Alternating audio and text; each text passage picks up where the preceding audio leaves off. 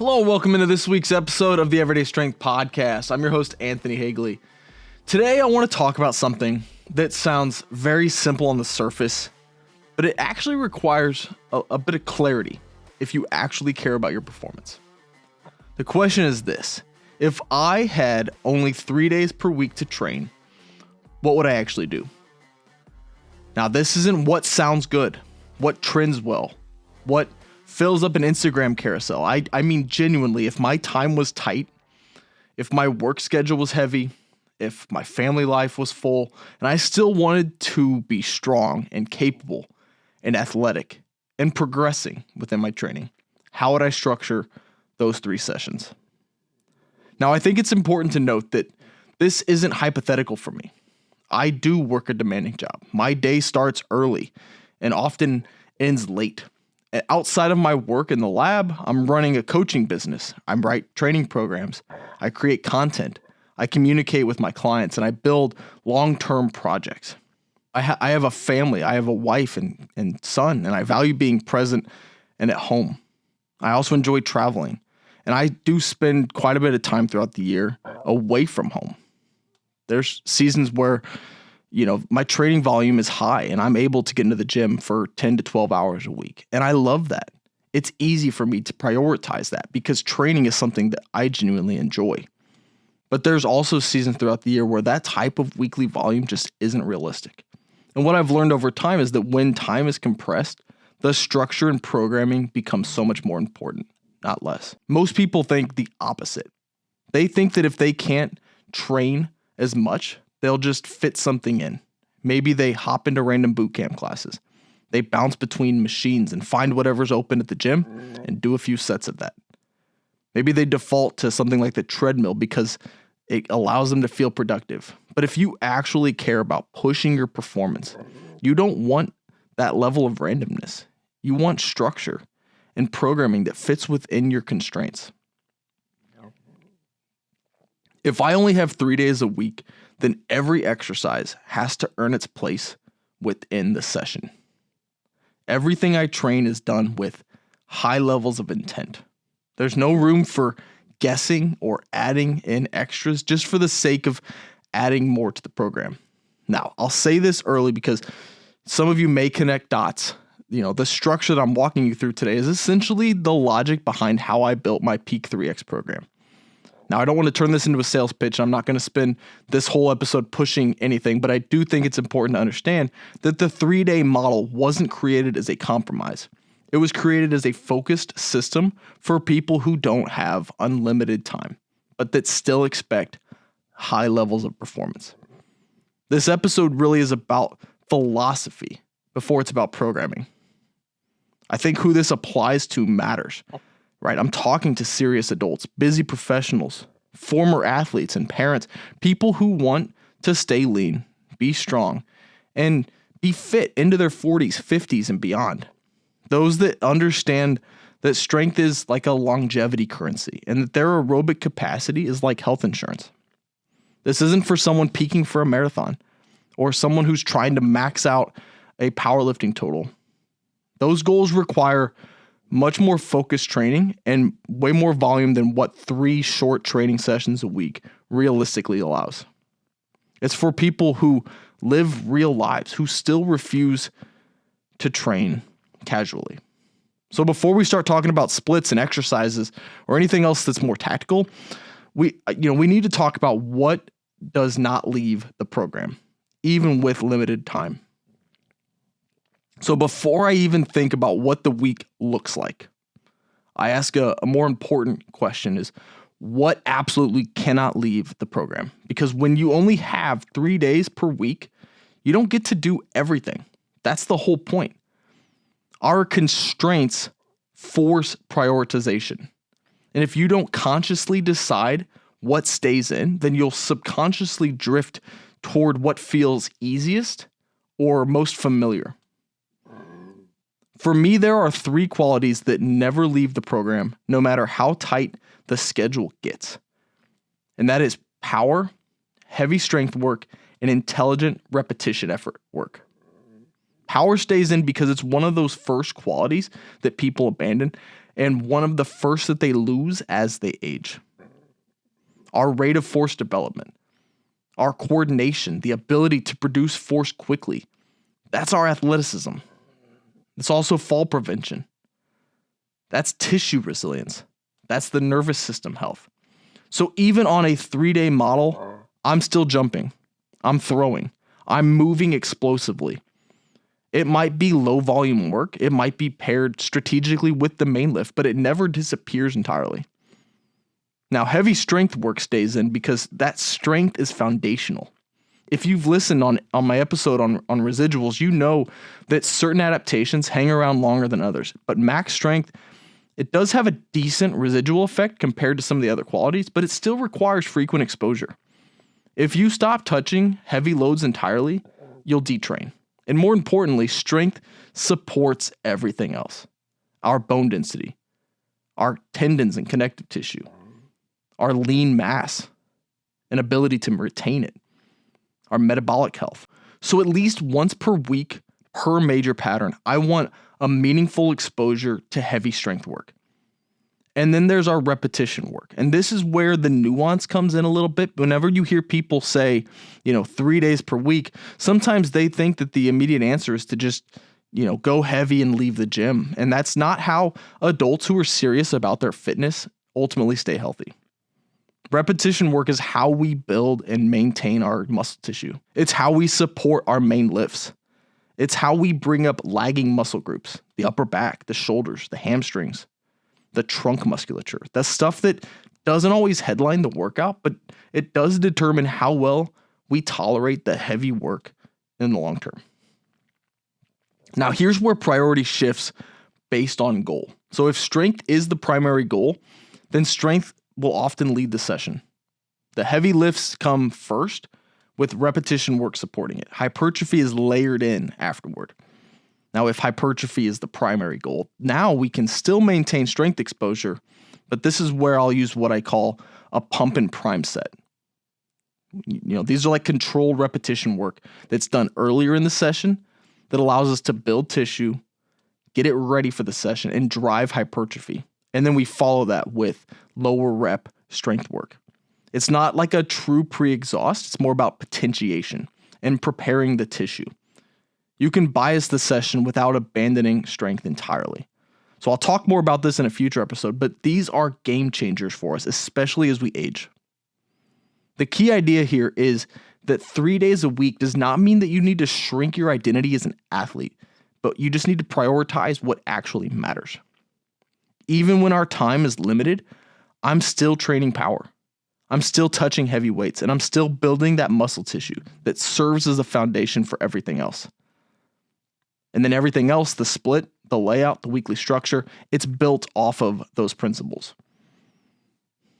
So once those non-negotiables are clear, then, we're talking about power and heavy strength and the repetition work.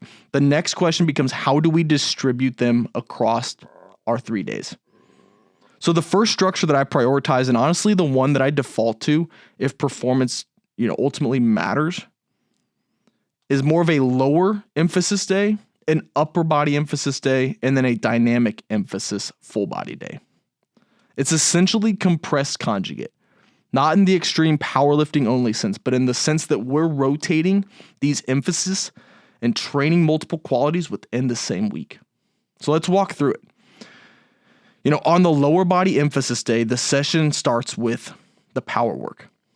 That might be box jumps or low hurdle hops, broad jumps, something that gets the legs excited and moving fast. Those explosive movements might be paired with the main lift as like contrast work or potentiation work, but something is fast, something that's crisp and that wakes up the central nervous system. We're going to make sure that that's included. From there, we move into the heavy squat variation. Now, that could be a straight bar squat. It could be a safety squat bar or a cambered bar. It could be a free squat or a squat to a box, depending on the phase. But the point is we're touching meaningful load, likely in that 3 to 5 rep range. Now, after that, the accessories are biased toward the lower body. So we're training posterior chain, the hamstrings, both at the hip and at the knee. Single leg patterns. loaded carries, trunk work in the form of anti-rotation, anti-extension, things that have true carryover. So this is the day that has the identity, right? This is a lower body day, and the emphasis here is clearly unmistakable. Then we can move to the upper body day. Again, power first. That could be med ball, chest throws or explosive push-ups. Kind of the same concept as with our lower body day when we're including that. And then we move into the heavy upper variation, right? A bench press variation. We can do close grip, a board press. We can do pulls like weighted pull-ups or weighted chin-ups, something that requires intent and loading. Again, that 3 to 5 rep range is the sweet spot here. Now, accessories on this day are upper body biased, right? Upper back volume, rowing, pulling, shoulder health, repetition effort work. If we have time, arms. The upper body still gets meaningful attention. It's not like an afterthought that's just being squeezed in at the end of a long session. And then the third day is dynamic full body. So this is where we intentionally train speed in the lower body. Speed squats or speed deadlifts are my go-to. Something that is submaximal but fast and explosive. We'll often use bands or for accommodating resistance, and then we can pair that with repetition style upper body work and additional lower body accessories. This is the athletic day. This one feels athletic, right? It moves, it has a quick pace. And it gives us that second exposure to the lower body training without needing another heavy day. Now, what I like about this structure is that it avoids stagnation. There's this psychological variety built in, where one day you walk in knowing you're squatting heavy. Another day you know that you're benching heavy. That third day, it feels different because, the speed changes the intent entirely. And focus drives intent. And then intent drives adaptation. If every session feels the same, even if the exercises rotate, people will start to, sometimes drift mentally. But when there's identity to the day, the adherence improves. Effort improves. And over that long term, that matters just as much as the sets and the reps. Now, physiologically, this structure gives us multiple exposures per pattern each week. The lower body gets heavy and fast work. The upper body gets heavy and repetition emphasis. And power is still trained every session. The tissue is supported every session. And we're doing all of that within just 3 days. That's why this is usually my preferred model. When someone says, I don't have time, but I still want to perform, this is it. Now, that doesn't mean it's the only way, because there's, a second 3-day model that works very well too that I've used with a lot of my programming. And that one is more of a true 3 full body day setup. So instead of having a distinct lower body and upper body day, every session is full body. But one primary lift headlines each day. So Monday might be heavy squat focused. You still open with power, jumps, hops, something explosive, and then you move into your main squat. After that, you'll train upper body assistance lift, lower body accessories, our trunk work. That session is a bit more balanced than the initial one. But the squat here is the anchor. Wednesday is the heavy upper focus day. It's still the same principle. We'll do power work first, then a heavy press or a pull variation. And then after that, we'll use lower accessories. Posterior chain work, single leg work. Nothing is ignored throughout the week, but the upper body on that day has the center stage. And then Friday might become your speed lower day. Speed deadlifts, speed squat. That dynamic effort exposure keeps force production sharp. And then followed up with upper body repetition work, lower accessories, loaded carries, upper or lower body, sled drags and different types of conditioning work. And that's supporting work that varies depending on time and phase. But structurally, this model is clean and it's very similar to the first setup. But with this one, every session touches everything. Every week still includes heavy lower, heavy upper, dynamic lower. Power is still present at the beginning of every session. The repetition work still supports the heavy work, but the difference isn't physiological so much as it is psychological. Some athletes love knowing that every day is more balanced. They enjoy the rhythm of touching the squat, push, pull, hinge patterns each session, and that can feel comprehensive, right? It can feel organized. It can be predictable. but others start to feel like the sessions blend together. Even if the main lift is rotating, the overall feel can become too similar from day to day. And this is where that coaching experience matters. Programming isn't just about loading schemes and progressions, right? It's about the adherence. It's about what keeps someone engaged 6 months from now. With that first model, lower emphasis, upper emphasis, dynamic full body, that tends to have stronger identity per session, whereas the second model tends to feel smoother and more evenly distributed. And it may also accommodate someone who's likely to miss a session, right? If they do, they aren't losing exposure to an entire movement pattern for the entire week. Both work, both preserve our power, strength, and hypertrophy exposures. Both allow you to maintain and even build performance in that 3-day framework. So the key is not which split looks better on paper, but whether the structure itself supports the intent and consistency for the individual running it. Because again, 3 days isn't the limitation. It's the lack of clarity. That's the limitation.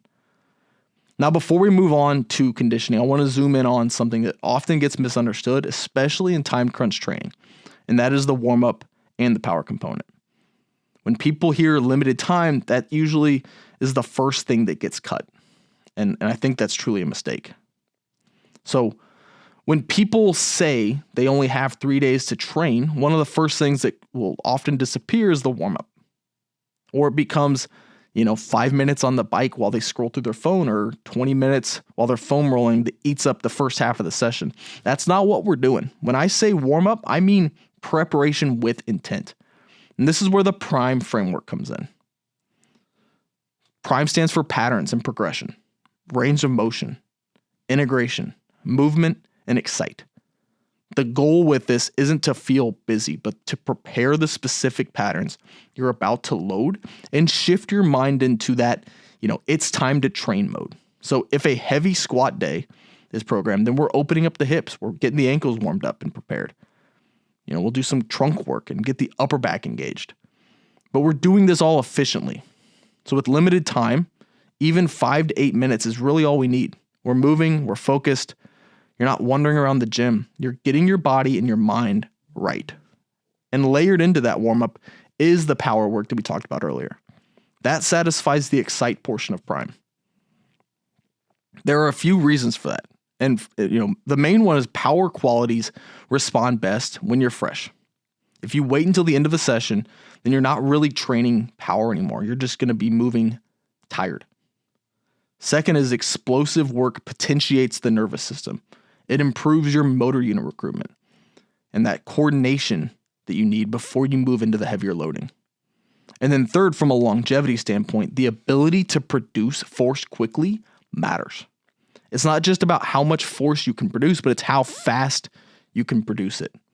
And that's where our athleticism lives and where our resilience long-term lives. So even in a 3-day model, power is going to be trained first or at the very least early in a session. And it's going to be structured work. It's going to be crisp. It's going to be technical and low enough volume to enhance the session, not pull away and hijack it. We're not talking reckless high rep box jumps. And then once you're prepared, then we move into the main lift with that intent. And here's another point that becomes even more important whenever time is limited, and that is discipline inside the sessions. Rest periods matter. Supersets are, I use them frequently, but I use them intelligently. And the accessories there are prioritized, but they're not allowed to sprawl. Okay, we're going to set a timer, and we're going to keep our eyes on the gym clock. We're going to stay off our phone, right? You want to get the work done. And if time gets cut, you don't skip the main lift. We can trim the accessories, but not the intent of the session. So 3 days and limited time means that we don't waste minutes. Okay, you don't need longer sessions. You need tighter sessions. And so anytime I write a program, especially with someone with these types of goals, I try to write these sessions so that they're done in 45 to 60 minutes.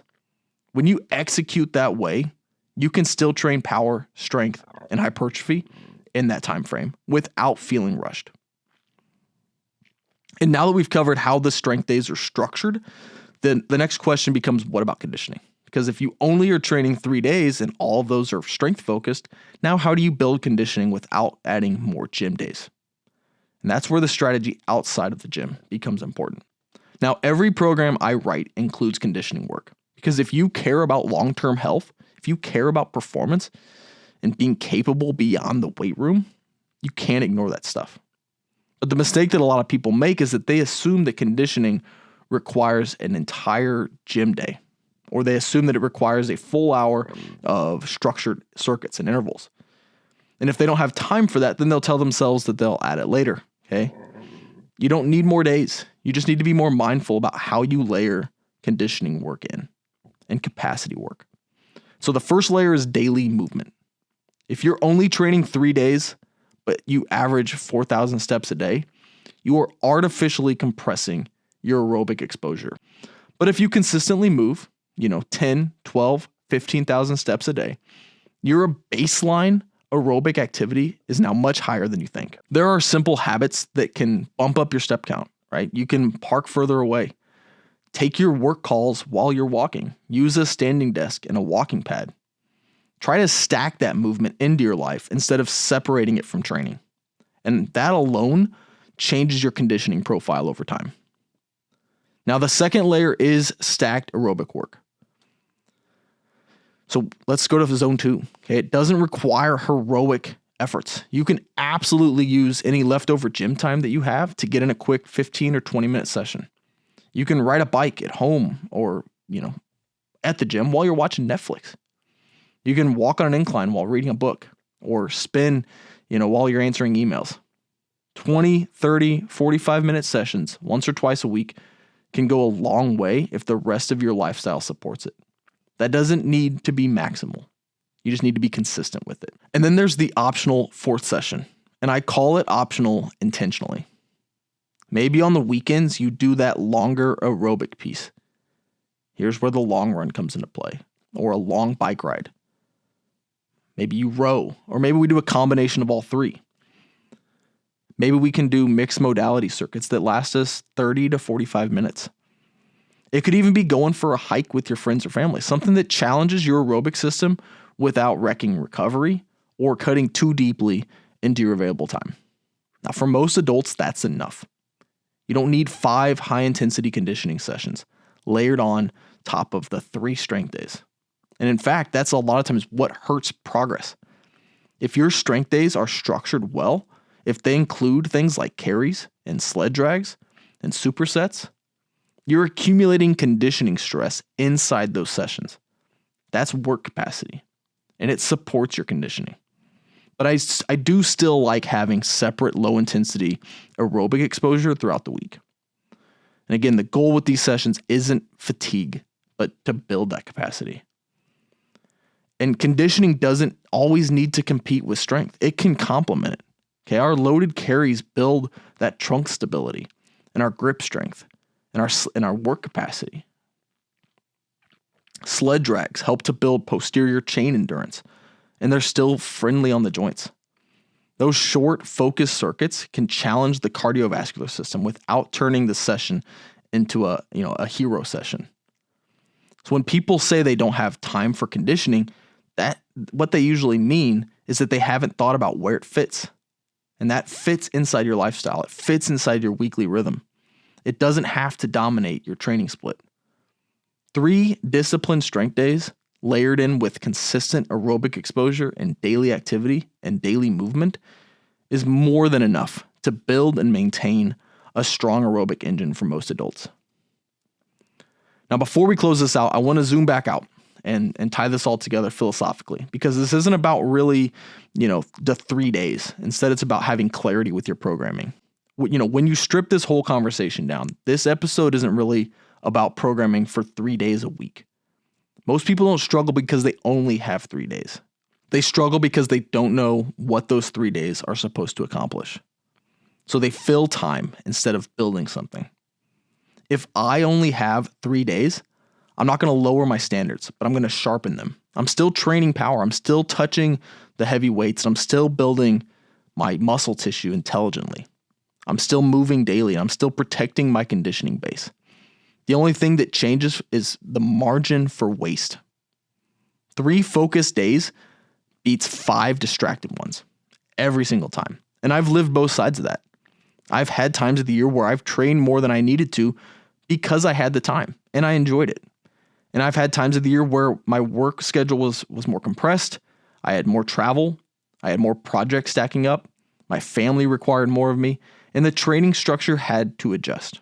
The difference between staying strong and slowly regressing during those times of the year isn't motivation, but it's the structure, right? When you walk into the gym knowing exactly what the intent of the day is, you train differently. When you know which lifts matter and which accessories are optional, you can now make better decisions when your time is cut short. When you understand what qualities need weekly exposure, you stop chasing the background noise. These constraints force clarity. And honestly, that's the philosophy behind Peak 3X. It wasn't built as a watered down version of a bigger program. It was built around the idea that 3 disciplined and intentional sessions can drive real performance if they're structured properly. With power work first, strength training with intent, and repetition work that supports our muscle mass. No wasted motion, but intentional programming. So if you're in a season or a time of the year where your time is tight, but your standards are still high, 3 days is enough. Not because it's magical, but because it forces you to train like it matters. And if you're in a season where you can train more, great, but you should still be able to zoom out and ask yourself, if I had to compress this down, would I know what to keep? And that's the real test of whether your programming makes sense. I appreciate you listening. If this episode resonated with you, share it with someone who thinks they don't have time, but still cares about performance. And if you want to see exactly how this philosophy plays out in a structured format, you know exactly where to look. I'll catch you in the next one.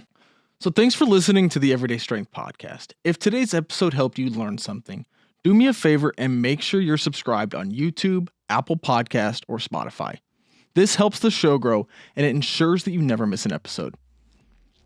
If you're on YouTube, drop a comment. I read all of them. And if you're on Apple or Spotify, then a quick 5-star review goes a long way in pushing this information to more people. If you want to go deeper, then join the Performance Edge Network. It's free to join and it gets you access to my weekly newsletter, which is full of training breakdowns, physiology deep dives, and tools that you can apply immediately to become a stronger, fitter, higher performing everyday athlete. And if you're ready for structured programming, then I've got options for whatever path you're on.